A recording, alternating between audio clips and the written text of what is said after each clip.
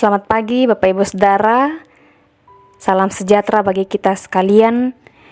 Semoga kita selalu dalam keadaan yang sehat. Bersama-sama hari ini kita akan kembali merenungkan firman Tuhan. Firman Tuhan dari Lukas pasal 10 ayat 13 sampai ayatnya yang ke-16. Mari sebelum kita membacanya, kita berdoa. Terima kasih ya Tuhan, kami boleh ada saat ini karena kasih dan penyertaan Tuhan yang selalu dinyatakan bagi kami.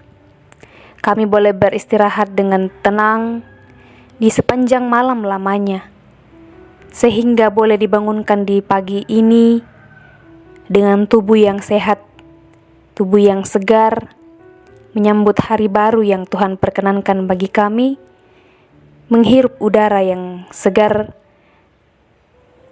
Dan sebelum kami memulai seluruh aktivitas kami hari ini, kami rindu untuk dikuatkan oleh kebenaran firman-Mu. Tuhan menolong kami, semoga firman-Mu dapat kami renungkan dengan baik dan boleh berkenan bagi Tuhan. Ini kami yang datang kepadamu Tuhan, dalam Kristus Yesus kami berdoa. Amin. Firman Tuhan dari Lukas pasal 10 ayat 13 sampai ayatnya yang ke-16 berbunyi demikian. Celakalah engkau Korazim, celakalah engkau Betsaida, karena jika di Tirus dan di Sidon terjadi mujizat-mujizat yang telah terjadi di tengah-tengah kamu, sudah lama mereka bertobat dan berkabung. Akan tetapi pada waktu penghakiman, tanggungan Tirus dan Sidon akan lebih ringan daripada tanggunganmu. Dan engkau Kapernaum, apakah engkau akan dinaikkan sampai ke langit? Tidak, engkau akan diturunkan sampai ke dunia orang mati.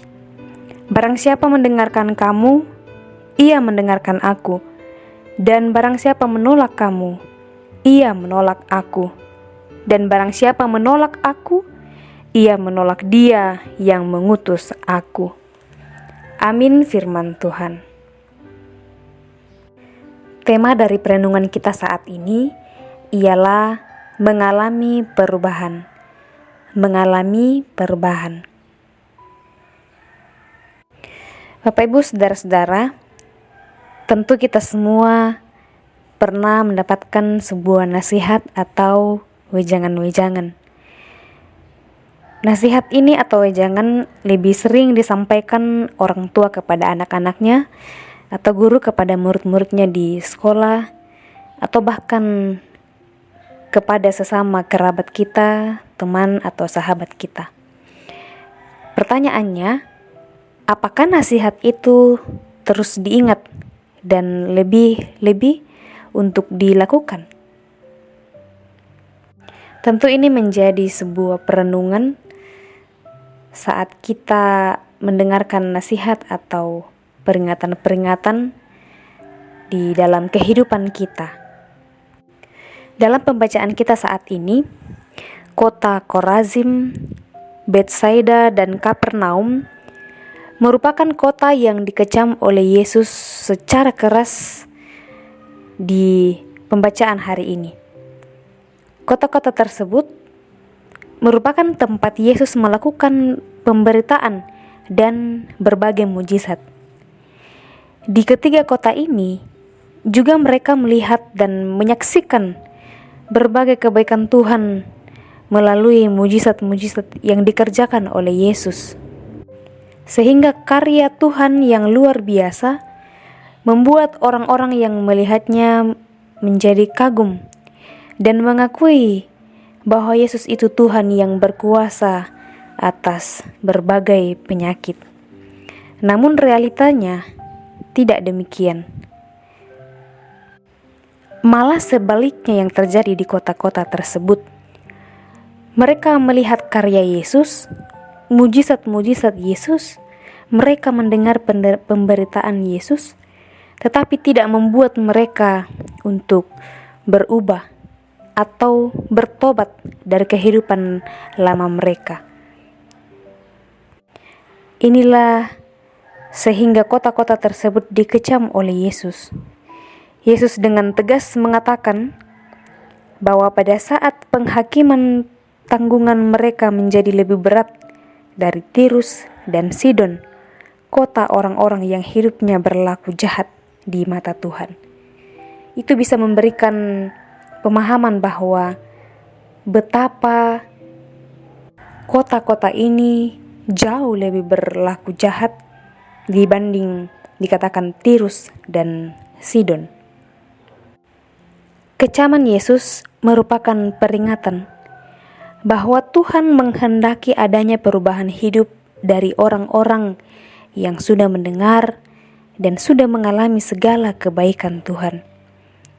Ia tidak menghendaki kehidupan yang tidak menghargai kebaikan dan anugerah dari Tuhan. Kecaman Yesus ini merupakan pernyataan anugerah untuk bertobat. Sebab tanpa pertobatan tidak ada pengharapan keselamatan. Tetapi ironisnya, Korazim, Betsaida, dan Kapernaum itu mengalami banyak kebaikan dan kemurahan Tuhan, namun tidak ada perubahan yang terjadi di dalam kehidupan mereka. Jadi ada dua pertanyaan yang muncul, bahwa apakah mereka mendengar ajaran Yesus atau mereka justru menolaknya? Jawaban itu tentu akan ditunjukkan melalui cara hidup mereka sehari-hari. Namun kita melihat bahwa Yesus mengecam mereka karena ternyata hal yang dikehendaki oleh Tuhan tidak mereka lakukan. Mereka tidak menghargai anugerah yang Tuhan telah karyakan dalam kehidupan mereka. Menjadi perenungan yang dalam bagi kita, Bapak Ibu Saudara, bahwa setelah mengalami segala kebaikan Tuhan yang sejak dahulu kala sebelum kita ada, kebaikan Tuhan itu sudah ada, mestinya kita hidup itu atau kita sebagai anak-anak Tuhan hidup lebih dekat kepadanya dan mau untuk melakukan kehendak-Nya. Kita sebagai anak-anak Tuhan, sebagai orang Kristen, mesti menunjukkan perubahan hidup di dalam pola hidup sehari-hari. Jangan sampai apa yang terjadi atas Korazim, Betsaida, dan Kapernaum itu terulang lagi di dalam kehidupan kita.